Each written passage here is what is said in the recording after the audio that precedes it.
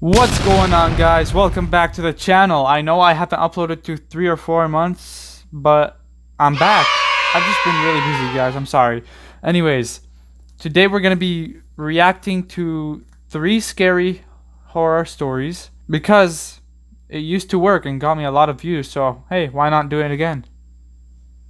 Alrighty, guys. We're going to be watching 3 true horror stories about abandoned buildings, and they're by the channel Whispered Dairies. So let's see what they're about. Story 1.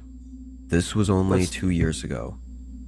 In our town, there was this one house that had been abandoned for I think about 2 decades. It was an older place, nestled away in the trees, and after nobody would buy it, everyone just forgot about it. It slowly got covered up by the woods and left to rot. I was always interested in these types of places and loved to explore them. In one random afternoon I had off work, that's exactly what I did. I walked there with a small backpack and a flashlight. Usually I'd go with friends, but this house was so close by and seemed less significant than other places we'd been to, so I didn't bother. The driveway going into the woods was almost completely gone. Grass had grown over the gravel. Well, that's already a red flag, my way so why are through you going in there? Eventually taking my flashlight out so I could see better. The house was deeper into the woods than I'd remembered. I felt like I walked for 5 or 6 minutes before getting there. It was an old wooden home, built before garages were even a thing. I guess it kind of looked like a large 2-story cabin. That's an old house. I walked up to one of the front windows, which was broken, and leaned my head through it. I listened to the inside for 30 seconds to make sure I was alone. Then, after hearing nothing, I went to the front door. The door was unlocked and already slightly cracked open, so I just pushed it wide open and walked in.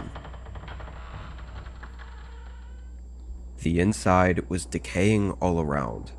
Disturbingly, there was still stuff in here from whoever owned it all those years ago. Damn. The living room had an old sofa, all torn up and dusty, and there were several picture frames that had fallen off the walls and shattered. I walked through the first floor, looking at all the left behind things, curious about what I'd find out about this place. The floor was small though. After just a minute or two, I went upstairs to the second floor. The stairs were creaky and shaky. I'm surprised they hadn't caved in already. The second floor had a hallway with 2 rooms. One of the doors was open and the other was closed. One of the doors to the bedrooms and there's someone I looked into waiting the for him open with a one. bat. The room was empty, which was strikingly different from downstairs. I stepped in and moved my flashlight all around, but was interrupted when I heard a thud below me.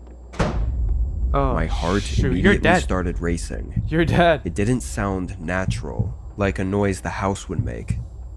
I hurried down the stairs and waved my flashlight all around. You hurried down the stairs where the sound came from? The house was so quiet now, and I didn't see anything moving that could have made the sound.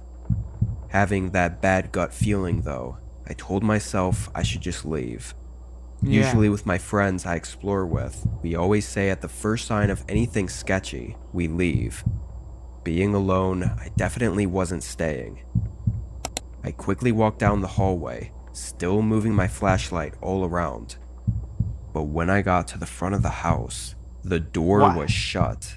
What happened? I had left it wide open. I hurried up to it and pulled the handle, but it didn't move.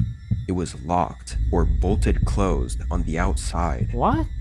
I immediately started to panic, knowing someone else had to be here with me and just locked me in. I ran over to the broken window and jumped out. I didn't see anyone as I sprinted into the woods, turning my flashlight off and staying off of the path. My heart was still racing as I walked between the trees, but then a light came from ahead. I was confused and moved behind a tree. It was a red and blue light flickering at the end of the driveway.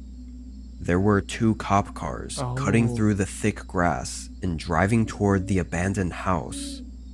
They passed by me, rushing to the front of the home as I remained hidden. Something in me knew that they weren't there for me. Oh. I watched for a minute, then ran out of the woods and back home. What if it was a serial killer? I don't know who else was there, or why the police were rushing toward the house. I tried to find out more information on it in the coming weeks, but never found anything released to the public. Whatever was going on in there, or whoever was in there, must That's have why been you don't pretty go bad. explore abandoned houses. I'm lucky to be here right now. What do you guys think of this first story? Comment down below. I would love to hear your answers. No, I would actually love to hear your answers. Okay guys, here we got story 2 by KJ. It was 2016. I lived with my two best friends, who I'll call Jason and Andrew for privacy. We were all roommates in an apartment in the city while we finished up our last year of college. Roommates in the city with Jason. Because we were all in school and had jobs, we didn't often have a lot of free time. When we did though, our usual activity that we all enjoyed was hiking, or I guess just exploring in general. Sometimes we'd go on trails, or just drive to a random town we hadn't been to before and walk around. This week, we all had Friday and Saturday off, so we wanted to find something to do on Friday night. Very interesting. Andrew had happened to hear from a friend earlier about this decommissioned factory on the outside of the city. And what do they do? It sounded cool or interesting at the very least. None of us had done something like this before though, so we were all hesitant, but in the end we said screw it and just decided to check it out.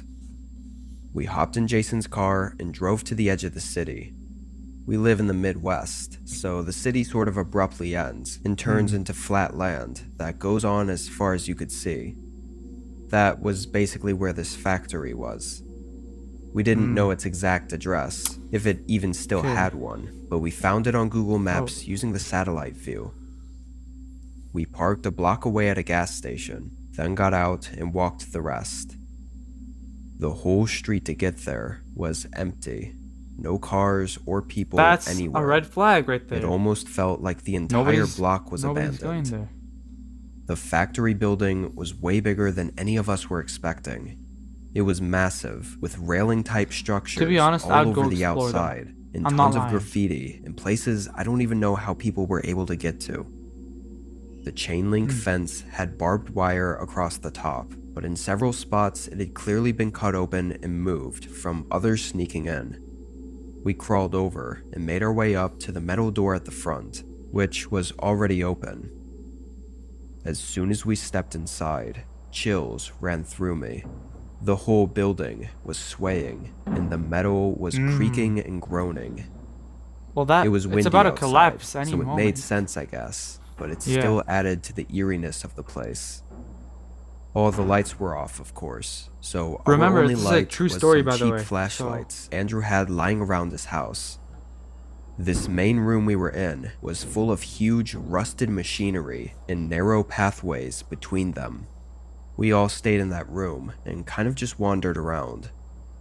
Eventually, I wandered to the end of the room and into a hallway, but before entering, I checked over my shoulder and saw one of my buddies was not too far behind me. I couldn't tell whether it was Andrew or Jason because they were in the dark by one of the machines, but I figured they saw me, so I was good to keep going without risking splitting up and getting lost. What if it's not one of them? What if it's another person? I started walking down, making it to another metal door and going through it. Just as I was walking into the next room and the door started closing, I heard footsteps coming down the hallway from the end I had just come from. Thinking it was Andrew and Jason, I kept walking and shined my light around the room. There were more machines, like a conveyor belt type thing, in the middle of the space. But along the ceiling was a walkway, or a catwalk, and I could see a ladder hanging down on the other side. As I was looking, I heard the door open and close behind me. That's not a good sign. I called out my friends' names and turned around to tell them what I saw, but when my light hit the door, they weren't there. There was no one. I almost thought I was crazy for a second, but I knew I heard the door open. Andrew? Jason?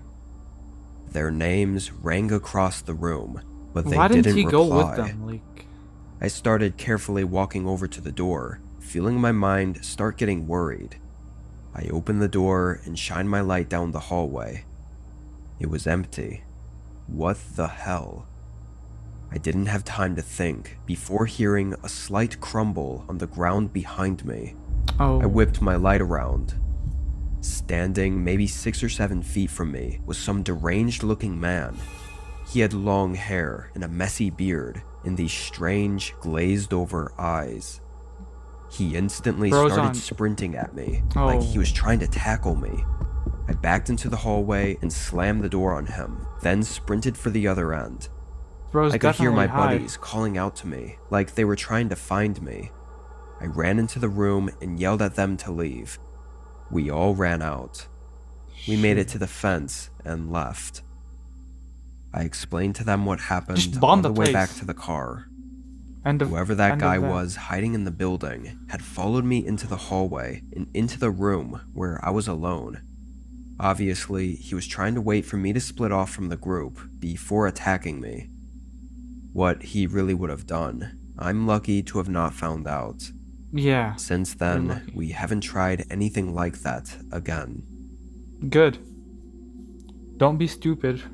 Don't go explore abandoned places. Comment down below. Would you have explored that building or no? Yes or no?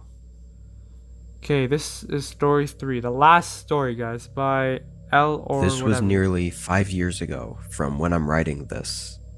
I was in high school at the time, and my best friend was a guy named Colton. We hung out most days after school and just found random places to go to hang out at. Anyway, this was right after our school let out for winter break, so we had a ton of time and nothing to do. We spent this whole day just chilling at his place and playing Xbox, but we eventually got bored. Fun. We felt like walking around or going somewhere. Now, our whole town always knew about this creepy church that sat at the end of a deserted road. It was kind of blocked out by trees since they stopped keeping up with it. It had been abandoned for as long as I'd known about it, but even though we always knew about it, it had never really come across our minds to explore it. When I was a kid, I was always terrified of it, but for some reason now, I was a little bit more intrigued. So, when me and Colton were walking around the edge of town and happened to pass by the deserted road to the church, we decided to check it out. At least to walk down the road and see what it looked like nowadays. And if nobody else was there, maybe look inside. It was already dark out, but the moon was bright enough for us to still kind of see where we were going. You went at night? We also had our phones on us in case we needed a flashlight. The road was awful. It was cracked and had thick vines and bushes growing between the pavement. By the time we got to the end of it and looked back, we couldn't even see the street we'd just come from. Looking at the church, though, it was way creepier than I'd remembered. It looked like the forest had engulfed it. Even the fence going around the courtyard was almost unrecognizable because it was drowning in the tall plants that covered it. We made our way through a broken section. It was very quiet as we approached the church. We didn't see any lights or hear anything to indicate anyone else was here, so we walked up to the large entrance door and pushed it open. The sound it made was like bending wood, creaking and scraping its way across the floor. It echoed through the whole room. Both of us stayed at the doorway for a minute and just looked from there. What was really odd, and also kind of creepy, was that the whole room, full of rows of benches, looked almost untouched. There wasn't any debris anywhere, or even graffiti like you'd expect from an old place like this. I stepped in, and Colton followed behind me. I slowly walked down the aisle, just looking around at everything. Each step we took echoed throughout the vaulted ceilings, but when we got closer to the end, there was a sudden thud. It rang through the whole church. Okay, that's Both your of us sign jumped and quickly got our phone flashlights out. And get out. We couldn't tell where it came from, though. The sound kind of took over the whole building and echoed all around. We stood still and moved our lights around, looking for anything that had caused the sound, but we really saw nothing. Colton thought he saw another room closer to the entrance, and maybe something had fallen over in there. Regardless, we kept exploring. I walked to the end of the hall where the podium was. I stood up there and looked back down at the way we came. It was so dark by the entrance, even my light couldn't reach that far. After a minute, Colton said he wanted to check out the other room, so we both headed over there. On the side wall was a door. I opened it and shined my light in. From just a quick look, I couldn't tell what the room was. We walked in and looked around. There were chairs stacked up against the wall and a bunch of boxes everywhere, like storage or something. While we were in there, we heard a subtle sound. We both stopped moving. It was a light thump, and then another. Bro, you need to get out. It sounded like someone walking down the aisle we just came from. Both of us froze up. The sound was coming from the podium area, walking down toward the entrance. We could only see out the thin crack in the doorway of the room we were in, but we stared at the darkness out there and waited as the sound got closer. Then, for a split second, someone crossed through the dark and out the front entrance door. The footsteps then stopped, and we held our breath as we waited, before we heard the door creak closed. Oh. We looked at each other in fear. Neither of us knew whether to try running away, or hide, or what to do. I can't even talk. We ended up just waiting in fear for several minutes, until we thought whoever it was had left the area. Then we sprinted out of the room and out the entrance. We didn't stop running until we got down the deserted road and onto the street. We don't know who was in there, but they came from the end of the church that I had just been at. There was no doorways over there, so they had to be hiding or something, somewhere right next to me. That is, if it even was a person. At this point, years later, I can't even say anything is for sure. Well, that's the end of it. Thank you guys so much for watching this video. I hope you liked it, and if you did actually like it, give the video a like. I'll see you guys whenever I make the next video. Peace out.